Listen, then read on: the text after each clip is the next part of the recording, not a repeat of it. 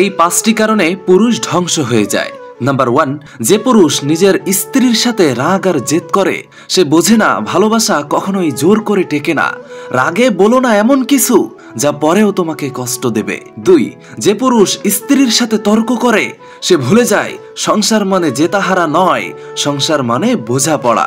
প্রতিটি তর্কই সম্পর্ককে একটু একটু করে দূরে ঠেলে দেয়।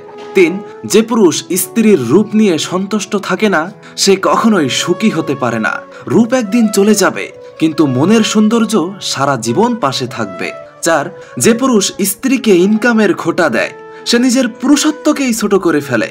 মনে রেখো, সংসার মানে দুজনে একসাথে চলা, তাই হিসাব নয় সহানুভূতি দেখাও। 5, আর যে পুরুষ স্ত্রী থাকার পরেও একাধিক প্রেম করে সে শুধু স্ত্রী নয়, নিজের আত্মসম্মানকেও প্রতারণা করে।